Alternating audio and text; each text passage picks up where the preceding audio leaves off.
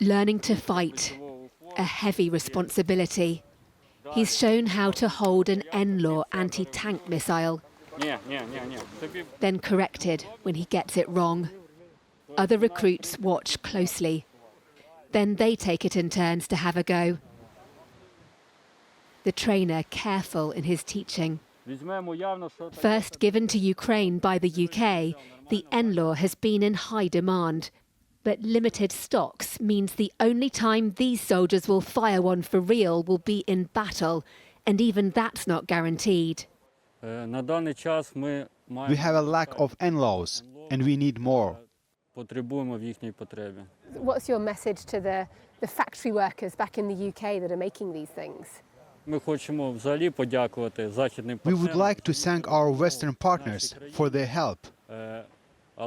But if possible, we would be very grateful if they could provide more NATO munitions. Ukraine is suffering a shortage of weapons and ammunition all along its front line. Soldiers say for every 5 artillery shells fired by Russia, they can only shoot back 1. At a base in Kharkiv region, a commander says his team tries to make every strike count. Often, with just 1, 2 or 3 shells, we can completely destroy a target. But his troops still need more. We have to keep holding the Russians back and make every centimetre they try to take cost them hundreds of lives.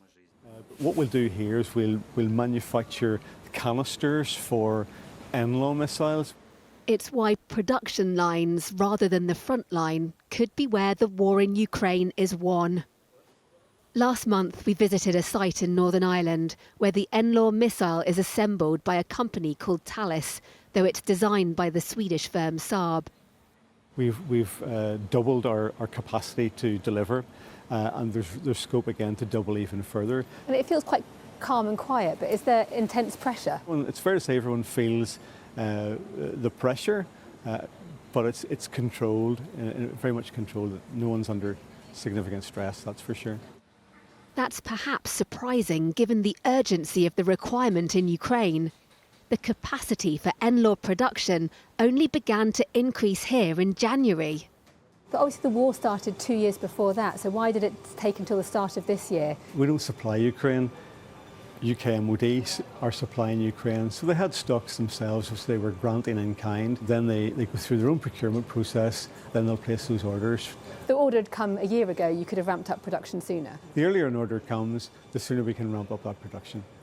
Production lines here and at other defence companies in the UK are expanding, but it will take leadership and much more money from government to ramp up capacity to the level that many believe is needed, given we're in what the Defence Secretary has called a pre-war world.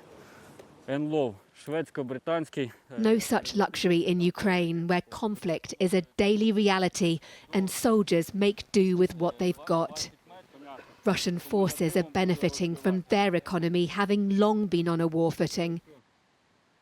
Unless the UK and Ukraine's other allies catch up, Russia's advantage will only grow. Deborah Haynes, Sky News.